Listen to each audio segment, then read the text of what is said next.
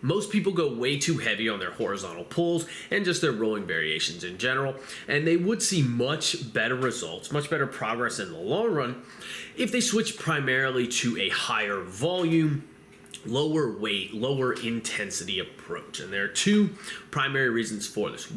First is these muscles, the muscles in the back, they respond better to this type of stimulus anyway, right?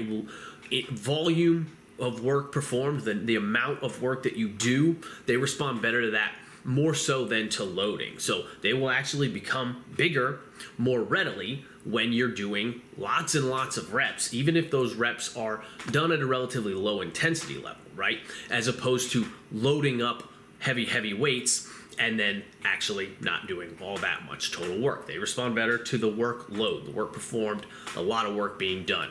The load is secondary to the amount of work that you do, the way I see it.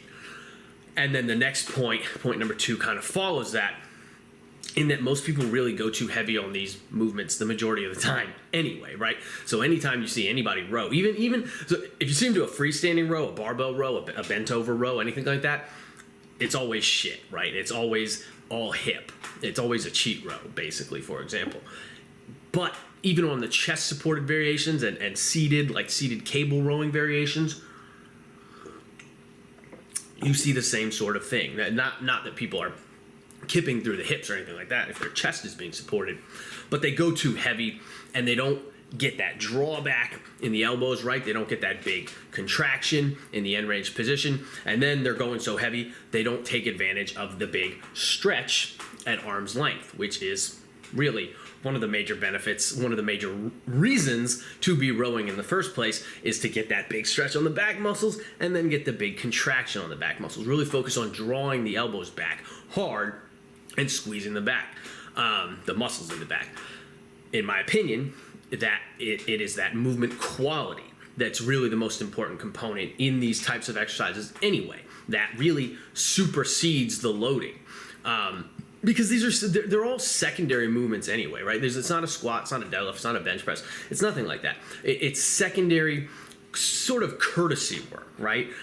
Work to keep you happy and healthy in the long run is what these movements are. And so when you combine that higher volume approach with a lot of high quality reps like this, high quality reps where movement quality is really being considered a very important factor, that is where the magic starts to happen. And that requires less weight to begin with than what most people are typically accustomed to using. So a typical approach that I'll use for me and my clients is to have two different horizontal pulling variations, two different types of rowing variations in a single upper body workout.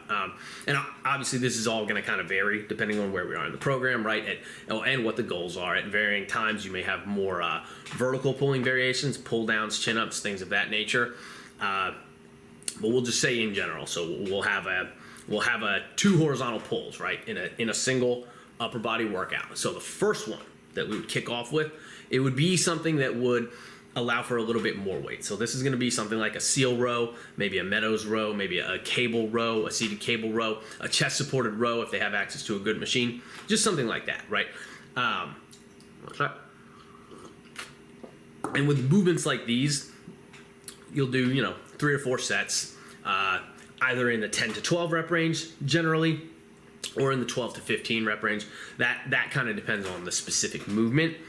And then typically straight sets on that exercise, right? Sometimes I'll use a ramp up approach, but more often than not, I would prefer straight sets on something like that, and just building up that high quality volume, right? Focusing on those that high quality movement that I was talking about a minute ago, and logging a lot of good, clean reps with relatively moderate loading in a case like this. When all is said and done, you end up with 40 to 50 total really high quality reps. And that first movement will typically be in the secondary slot within the upper body workout. And then I like to follow that up with another horizontal pulling movement, this time in the tertiary section of the workout.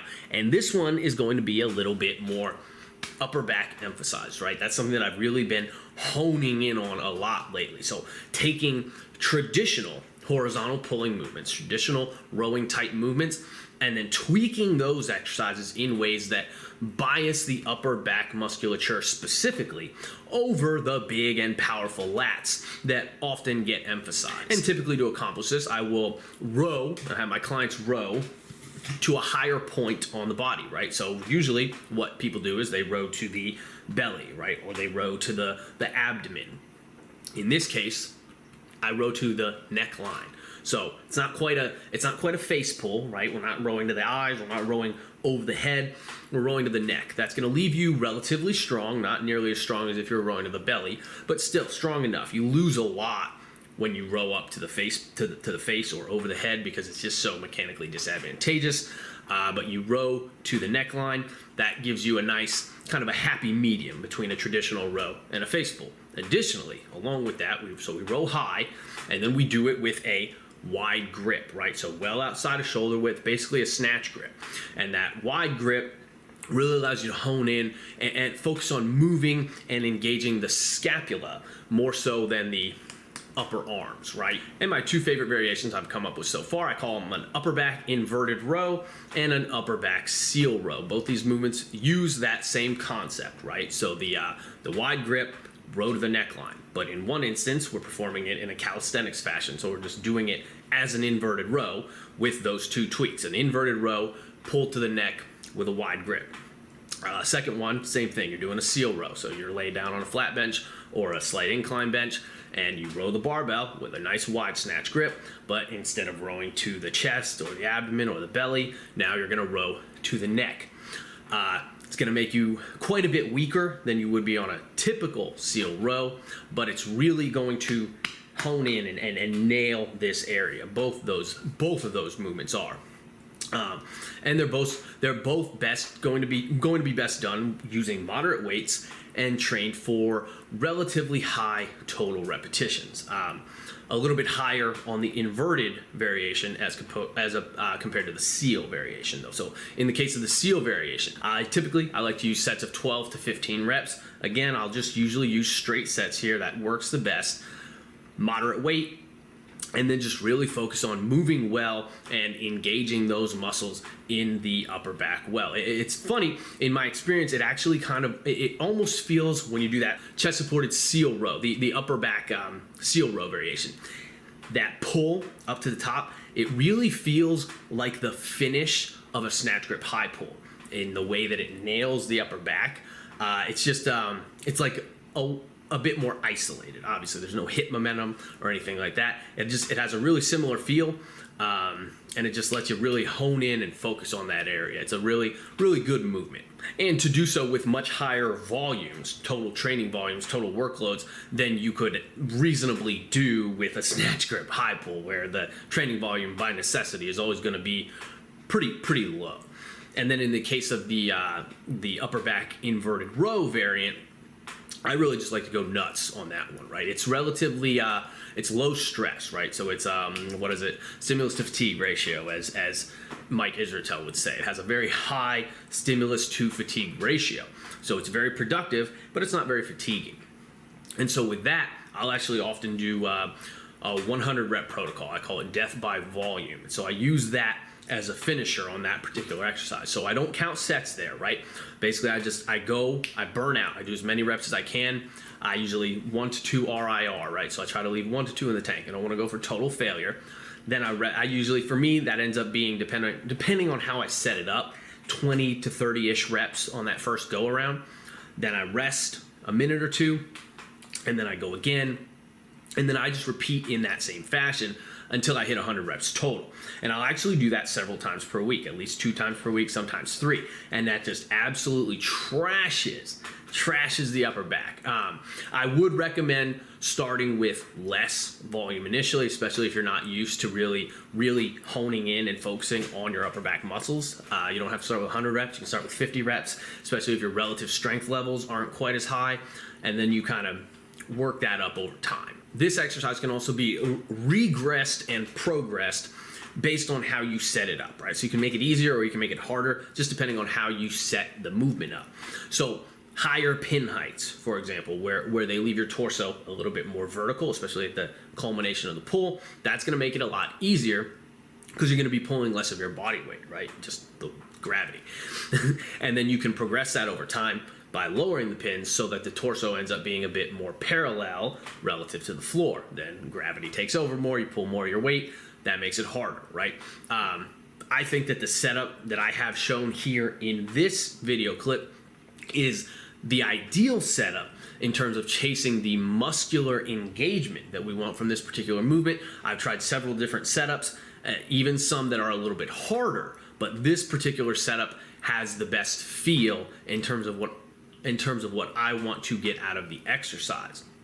And again, you don't want to go too heavy here. You can experiment with adding a little bit of load to an exercise like this, but honestly, I really think that just cranking out the volumes, man, cranking out the reps is the way to go on this exercise. Just focus on building that workload up over time, and really just focus on quality. You know, even for somebody like me who can crank out 30 or 40 reps in a go, it's not easy. The fatigue really catches up to you quickly. So that 100 rep protocol, for example, it's no joke. But yeah, man, high volume is really where it's at in terms of most of your horizontal pulling movements.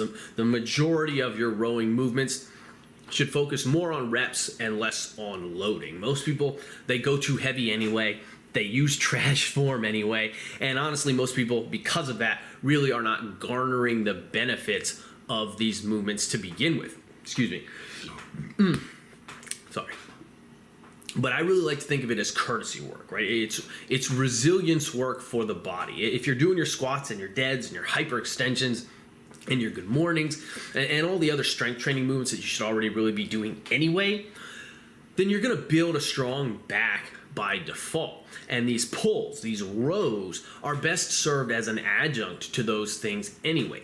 They'll build up the smaller muscle groups in the back, as well as some of the larger ones. They will help to keep your shoulders strong and healthy, and posturally, they'll help to prevent you from turning into Quasimodo as a result of all the bench pressing that you are most certainly already doing. So give it a shot, man. If you've been spinning your wheels with heavy-ass rows for some time now, then it might be time to try flipping that script, right? Take some weight off the bar and really focus on executing a high volume of high quality, meaningful reps, right? Try out some of those upper back variations, those upper back biased variations that I was talking about in this video. You know, most people, man, they neglect their upper backs, and you really can't ever have too strong of an upper back. But yeah, man, try this shit. Crank up the volume, and I think that'll give your progress a kick in the nuts and really take your back development, back strength, back size, all that good stuff to the next level. And that's all I got for today, guys. Check out my Patreon. It's patreon.com/OnCurioElite. I got lots of cool Patreon exclusive content on there. Be sure to check out my website, OnCurioEliteFitness.com, for online coaching and training programs. And as always, keep training hard. I will catch you guys next time.